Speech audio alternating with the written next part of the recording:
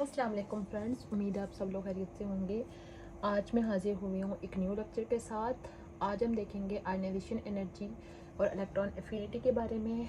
ये जो कंप्लीट हम टॉपिक कंटिन्यू कर रहे हैं ये है पीरियोडिक प्रॉपर्टीज़, यानी कि पीरियोडिक प्रॉपर्टीज़ के ट्रेंड पीरियोडिक टेबल के अंदर हम स्टडी कर रहे हैं, जिसमें हमने पहली प्रॉपर्टी एटॉमिक रेडियस के बारे में पढ़ा था कि एटॉमिक रेडियस क्या है और उसका ग्रुप्स और पीरियड के अंदर क्या ट्रेंड है। ठीक है, अब हम सेकंड और थर्ड प्रॉपर्टी पढ़ने जा रहे हैं, आयनाइजेशन एनर्जी और इलेक्ट्रॉन एफिनिटी। ये दोनों प्रॉपर्टीज़ एक दूसरे से मिलती जुलती हैं, इसी वजह से इनको मैं एक दूसरे के साथ कंपेयर करके और इकट्ठा एक्सप्लेन कर रही हूँ, ताकि आपका जो कंसेप्ट है दोनों के हवाले से मुकम्मल तौर पर क्लियर हो जाए, क्योंकि अक्सर लोग इन दोनों में कंफ्यूज हो जाते हैं।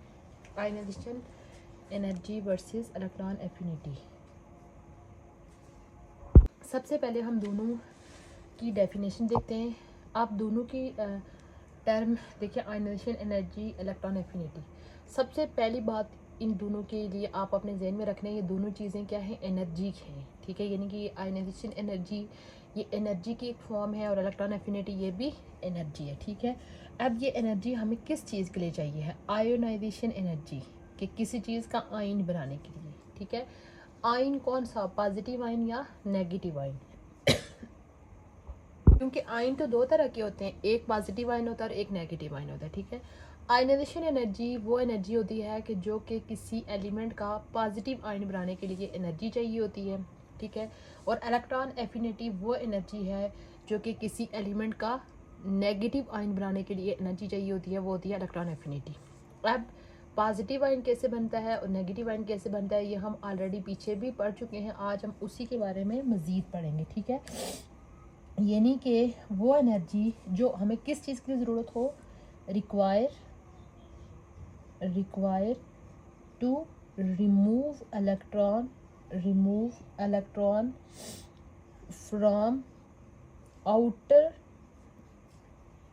Most shell of isolated gaseous atom, isolated gaseous atom. यानी कि आइसोलेटेड का मतलब यह है कि अभी उस एलिमेंट ने किसी दूसरे के साथ कोई बॉन्डिंग नहीं की हुई, वो फ्री फॉर्म में है। ठीक है, एक फ्री फॉर्म में हमारे पास जो एलिमेंट होता है तो उसके सबसे बाहर वाले शेल से इलेक्ट्रॉन को निकालने के लिए जितनी एनर्जी चाहिए होती है वो होती है आयनाइजेशन एनर्जी। ठीक है, जैसे कि मैंने पहले आपको बताया कि आयनाइजेशन एनर्जी हमें कौन सा आयन बनाने की ज़रूरत है, पॉजिटिव आयन, क्योंकि किसी एटम के आउटर मोस्ट शेल में से जब इलेक्ट्रॉन निकल जाते हैं तो पीछे जो एटम हमारे पास बचता है वो न्यूट्रल फॉर्म में नहीं होता बल्कि आयनिक फॉर्म में चला जाता है, क्योंकि उस टाइम उसके बाद नंबर ऑफ़ इलेक्ट्रॉन और प्रोटॉन इम्बैलेंस हो जाते हैं, दैट्स वाई उसके ऊपर पॉजिटिव चार्ज क्रिएट हो जाता है। अब किसी एटम के सबसे बाहर वाला शेल, जिसका दूसरा नाम वैलेंस शेल भी होता है। ठीक है, ये याद रखें कि आउटर मोस्ट शेल का दूसरा नाम क्या होता है, वैलेंस शेल। वैलेंस शेल या आउटर मोस्ट शेल में से इलेक्ट्रॉन को निकालने के लिए जितनी एनर्जी चाहिए होती है वो क्या होती है, आयनाइजेशन एनर्जी। और ये जो एटम है ये आइसोलेटेड फॉर्म में है, यानी किसी के साथ रिएक्शन की फॉर्म में नहीं है। ठीक है, इसलिए याद रखें कि हर एटम, पीरियोडिक टेबल के टोटल 118 एलिमेंट्स हैं, तो हर एटम की ये अपनी प्रॉपर्टी है, यानी हर एटम के सबसे बाहर वाले शेल से इलेक्ट्रॉन को निकालने के लिए अलग अलग एनर्जी चाहिए होगी। यानी कि ये नहीं है कि एक ही कोई फिक्स अमाउंट ऑफ एनर्जी है जो कि हर एटम के सबसे बाहर वाले शेल से इलेक्ट्रॉन को निकालने के लिए चाहिए, नहीं, हर एटम की, क्योंकि हर एलिमेंट दूसरे एलिमेंट से डिफरेंट होता है, उसका अपना एटॉमिक मास है, अपना एटॉमिक नंबर है, तो इसीलिए हर एटम के आउटर मोस्ट शेल से इलेक्ट्रॉन को निकालने के लिए जो एनर्जी है वो भी एक दूसरे से क्या होगी, डिफरेंट होगी।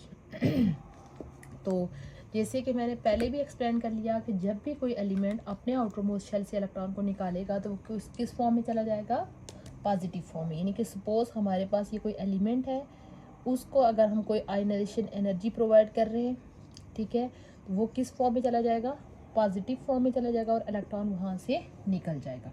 ठीक है, तो अब यहाँ पे हम एक एग्जांपल ले लेते हैं, जैसे कि हम बार बार पीछे भी पढ़ते आए हैं सोडियम के बारे में, कि सोडियम के आउटर मोस्ट शेल में एक ही इलेक्ट्रॉन होता है, वो अपना इलेक्ट्रॉन किसी को दे देता है। ठीक है, तो इसको जब हम एनर्जी अप्लाई करते हैं तो ये आगे पॉजिटिव आयन में चला जाता है। अब सोडियम के सबसे बाहर वाले शेल से इलेक्ट्रॉन को निकालने के लिए कितनी एनर्जी चाहिए होती है? 495.9 किलो जूल पर मोल। ये एनर्जी का यूनिट है, किलो जूल पर मोल।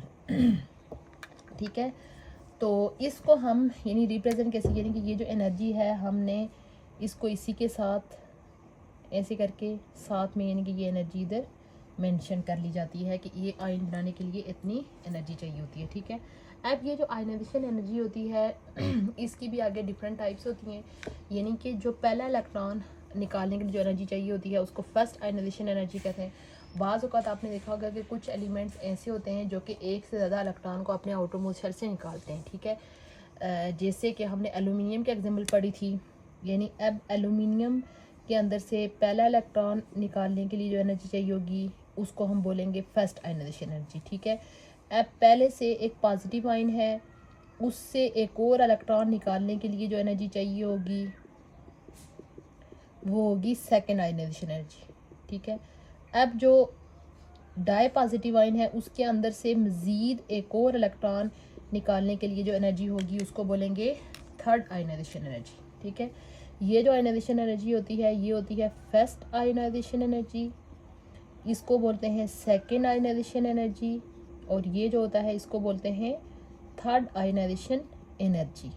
ठीक है, ये सब की नहीं होती है बल्कि जस्ट उन्हीं एलिमेंट्स के अंदर होगी जिनकी जस्ट यानी वो एलिमेंट जिनके अंदर से जस्ट जिनके आउटरमोस्ट शेल से जस्ट हम एक इलेक्ट्रॉन रिमूव करवा सकते हैं तो उनकी एक ही आयनाइजेशन एनर्जी होगी।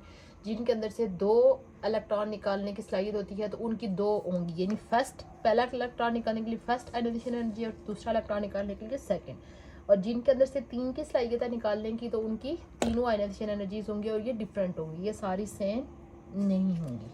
ठीक है, अब मैं इलेक्ट्रॉन एफिनिटी को भी एक्सप्लेन कर लेती हूँ, तो फिर हम इनके ट्रेंड ग्रुप और उसमें एक्सप्लेन करेंगे। ठीक है, आप देखें कि सेम यहाँ पे हमने देखा कि किसी एलिमेंट के आउटरमोस्ट शेल से इलेक्ट्रॉन को निकालने के लिए, यानी कि क्या बनाने के लिए? पॉजिटिव आयन बनाने के लिए। तो जो इलेक्ट्रॉन एफिनिटी होती है वो किसी एलिमेंट का नेगेटिव आयन बनाने के लिए। ठीक है, नेगेटिव आयन आपको पता है कैसे बनता है? किसी एटम के आउटरमोस्ट शेल में अगर हम इलेक्ट्रॉन को ऐड कर लें तो ये इसके अपोजिट है। निकालने के लिए जो एनर्जी चाहिए वो होगी आयनाइजेशन, और ऐड करने के लिए जो एनर्जी चाहिए वो होगी इलेक्ट्रॉन एफिनिटी। ठीक है, energy released by an atom when an electron added when electron add up in the outermost shell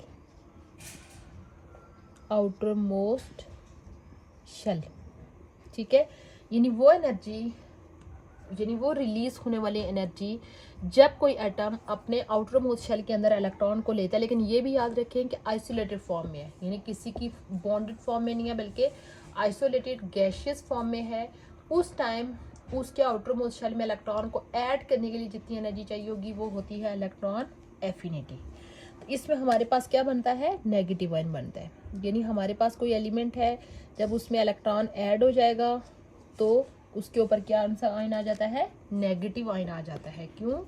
क्योंकि वहाँ पे क्या हुआ है, यानी कि प्रोटॉन और इलेक्ट्रॉन का इम्बैलेंस हो गया। यहाँ पे इलेक्ट्रॉन ज़्यादा हो गए, नए इलेक्ट्रॉन ऐड होने से इलेक्ट्रॉन ज़्यादा हो गए, इस वजह से नेगेटिव आयन आ रहा है, और यहाँ पे इलेक्ट्रॉन कम हो गए हैं, प्रोटॉन ज़्यादा हो, जिस वजह से ओवरऑल क्या आ रहा है? पॉजिटिव चार्ज आ रहा है। चलिए भी एक एग्जांपल देख लेते हैं। सपोज हमारे पास एक एलिमेंट है फ्लोरीन। इसका हमने देखा था कि ये ग्रुप नंबर 17 से ताल्लुक़ रखता है। इसके आउटर मोस्ट शेल में 7 इलेक्ट्रॉन होते हैं। 7 इलेक्ट्रॉन में से हम एक इलेक्ट्रॉन जब उसको उसमें डालते हैं, क्योंकि उसको एक इलेक्ट्रॉन की ही ज़रूरत होती है, उसके आउटर मोस्ट शेल में ऑलरेडी 7 इलेक्ट्रॉन होते हैं, तो इलेक्ट्रॉन उसके ज़्यादा हो जाएंगे, एफ नेगेटिव हो जाएगा। तो इसके लिए जो होती है वो इलेक्ट्रॉन एफिनिटी कितनी होती है? 3-28 किलो जूल पर मोल। ये माइनस साइन क्यों लिखा हुआ है? क्योंकि ऊपर में लिखा हुआ है एनर्जी रिलीज, ठीक है। अगर कहीं किसी जगह पे माइनस साइन लिखा हो तो इसका ये मतलब होता है कि यहाँ पे इस प्रोसेस के दौरान एनर्जी क्या हुई है, रिलीज हुई है। और अगर कोई साइन ना लिखा हो तो वहाँ पे कन्फर्म बात है कि वो पॉजिटिव साइन है। यानी कि जब कई मैथ में भी आप देखते हैं ना कि कहीं साइन नहीं लिखा होता तो हम बोलते हैं यहाँ पे पॉजिटिव साइन है। सेम इसी एनर्जी के केस में भी यही है कि अगर किसी के साथ कोई साइन नहीं है तो वो पॉजिटिव आइन है, पॉजिटिव है सॉरी, आइन ही पॉजिटिव है, तो उसका मतलब है कि एनर्जी यहाँ पे ऐड की गई है, ठीक है। तो अगर किसी के साथ नेगेटिव साइन लिखा हुआ तो उसके साथ याद रखें कि यहाँ पे एनर्जी जो हुई है हमने क्या की है, रिलीज हुई है, ठीक है। तो एनर्जी के इलेक्ट्रॉन एफिनिटी यानी वो प्रोसेस है जिसमें इलेक्ट्रॉन एनर्जी क्या होती है, रिलीज होती है। किस प्रोसेस के दौरान, इलेक्ट्रॉन के को ऐड करने के दौरान, ठीक है।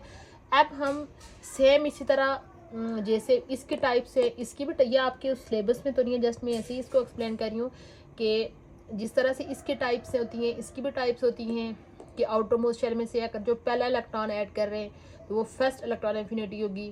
पहले से जो नेगेटिव आयन मौजूद है उसमें एक और ऐड कर रहे हैं तो वो सेकंड आयनाइजेशन एनर्जी होगी। इसी तरह का थर्ड इलेक्ट्रॉन ऐड किया जा रहा है तो इलेक्ट्रॉन एफिनिटी होगी, ठीक है।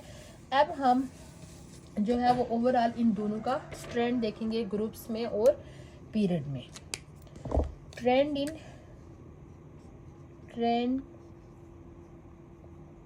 इन ग्रुप्स एंड पीरियड्स। मैं इन दोनों का जो ट्रेंड है वो इकट्ठा एक्सप्लेन करूंगी क्योंकि इन दोनों का जो ट्रेंड है वो बिल्कुल सेम है, ठीक है। अच्छा, सबसे पहले हम जो होता है वो इनका ट्रेंड ग्रुप्स में देखते हैं, ठीक है। ग्रुप्स में आपको पता है कि टॉप टू बॉटम साइज क्या होता है, इंक्रीज होता है। पहली बात जो ग्रुप के लिए आपने याद रखनी है, size increase top to bottom, ठीक है। ऊपर से नीचे आते हुए साइज इंक्रीज होता है। जैसे सपोज एक शेल है तो इधर कितने शेल हो जाएंगे, 2, इधर कितने शेल हो जाएंगे, 3, इधर कितने शेल हो जाएंगे, 4, ठीक है। टॉप टू बॉटम क्या हो रहा है, साइज इंक्रीज हो रहा है। साइज के इंक्रीज होने से ये होगा कि जो न्यूक्लियस का सबसे बाहर वाले शेल से क्या हो जाएगा, कंट्रोल कम से कम होगा, ठीक है। जब कंट्रोल कम से कम होगा सबसे बाहर वाला इलेक्ट्रॉन, जो सबसे बाहर वाला शेल होगा उसके अंदर से इलेक्ट्रॉन खुद ब खुद बाहर निकल रहे होंगे, ठीक है। उनको निकालने के लिए हमें कोई एनर्जी वहाँ पे यूज नहीं करनी पड़ेगी। तो that's why top to bottom जितना हम ऊपर से नीचे की तरफ जाते हैं तो आयनाइजेशन एनर्जी क्या होती जाती है, कम से कम होती जाती है, ठीक है। टॉप टू बॉटम क्या हो रही है, decreases, ionisation energy decreases. Ionisation energy और दूसरी क्या चीज़ है, इलेक्ट्रॉन एफिनिटी, दोनों क्या हो रही है, डिक्रीज हो रही है, ठीक है। पहली चीज़ आपने ट्रेंड याद रखना है कि top to bottom ionization energy भी डिक्रीज हो रही है और इलेक्ट्रॉन एफिनिटी भी डिक्रीज हो रही है, ठीक है। आयनाइजेशन एनर्जी क्या है, इलेक्ट्रॉन को रिमूव करवाने वाली एनर्जी, और इलेक्ट्रॉन एफिनिटी क्या है, इलेक्ट्रॉन को ऐड करने वाली एनर्जी, ठीक है।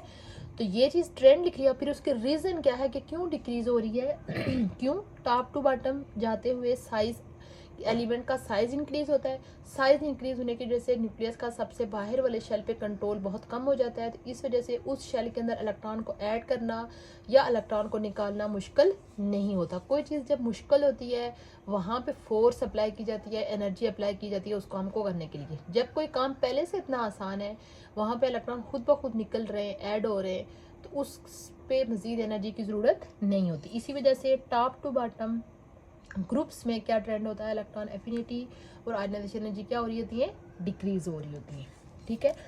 अब हम इन दोनों का ट्रेंड जो होता है वो पीरियड में देखते हैं। पीरियड्स में आपको पता है कि साइज क्या होता है, डिक्रीज होता है, साइज डिक्रीज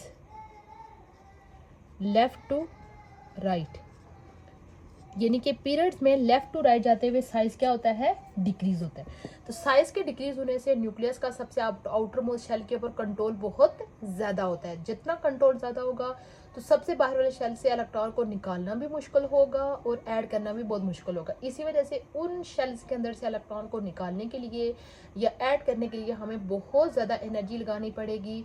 इसी वजह से जितना जो हम पीरियड में लेफ़्ट टू राइट मूव करते जाते हैं तो ये जो दोनों चीज़ें हैं, इलेक्ट्रॉन एफिनिटी यानी कि ये साइज इस तरीके से होता जाता है, ऐसे करके कम होता जाता है। तो ये दोनों क्या होंगी, इंक्रीज होंगी। आयनाइजेशन एनर्जी, इलेक्ट्रॉन एफिनिटी क्या हो रही है, इसी वजह से left to right ionization energy भी इंक्रीज होगी। और सेम इसी तरह पहले आपने उसका ट्रेंड लिखना है कि इंक्रीज हो रही है डिक्रीज हो रही है, ठीक है। डिक्रीज होने के बाद फिर आपने रीज़न लिखनी है क्यों डिक्रीज हो रही है, क्योंकि लेफ्ट टू राइट जाते हुए साइज डिक्रीज होता है। साइज का डिक्रीज होने से न्यूक्लियस का सबसे बाहर वाले शेल पे बहुत ज़्यादा कंट्रोल हो जाता है। इस वजह से वहाँ पे इलेक्ट्रॉन को निकालने या ऐड करने के लिए हमें बहुत ज़्यादा फोर्स अप्लाई करनी पड़ेगी। That's why ionization energy and electron affinity increases in left to right, ठीक है। ये था हमारा आज का लेक्चर का समअप कर लेते हैं। आज हमने दो एनर्जीज़ को हमने कंपेयर किया, एक आयनाइजेशन एनर्जी और इलेक्ट्रॉन एफिनिटी। आयनाइजेशन एनर्जी क्या होती है कि किसी एटम के यानी एक आइसोलेटेड गैशियस एटम के आउटर मोस्ट शेल से इलेक्ट्रॉन को निकालने के लिए जो एनर्जी चाहिए। और इलेक्ट्रॉन एफिनिटी क्या है कि एक आइसोलेटेड गैशियस एटम के आउटर मोस्ट शेल में इलेक्ट्रॉन को ऐड करने के लिए जो एनर्जी चाहिए वो होती है इलेक्ट्रॉन एफिनिटी, ठीक है। तो आयनाइजेशन एनर्जी यानी आयनाइजेशन के नतीजे में हमारे पास नेगेटिव पॉजिटिव आयन बनता है यानी कैटाइन बनता है। और इलेक्ट्रॉन एफिनिटी यानी कि जो होती है उसके बाद हमारे पास नेगेटिव आयन बनता है जिसको एनाइन बोलते हैं। तो फिर इनका हमने ट्रेंड देखा था कि ग्रुप्स में top to bottom ionization energy decreases होती है due to increase of size. और पीरियड्स में left to right ionization energy decrease होती है इंक्रीज होती है due to decrease of atomic size, ठीक है। यानी कि ये दोनों जो चीज़ें हैं एक दूसरे के आप समझ लें कि इनका इन्वर्स रिलेशन है, ठीक है। ग्रुप्स के केस में भी इन्वर्स रिलेशन है और पीरियड्स के केस में भी इन्वर्स रिलेशन है। ये था हमारा आज का लेक्चर। उम्मीद करती हूँ आपको आज का लेक्चर अच्छा लगा होगा। अगर चैनल पे पहली दफ़ा आए हैं तो प्लीज़ चैनल को सब्सक्राइब कर लीजिए और अपने दोस्तों के साथ भी शेयर कीजिए। इंशाल्लाह बहुत जल्द मैं न्यू टॉपिक के साथ हाजिर होंगी। तब तक के लिए अल्लाह हाफिज़।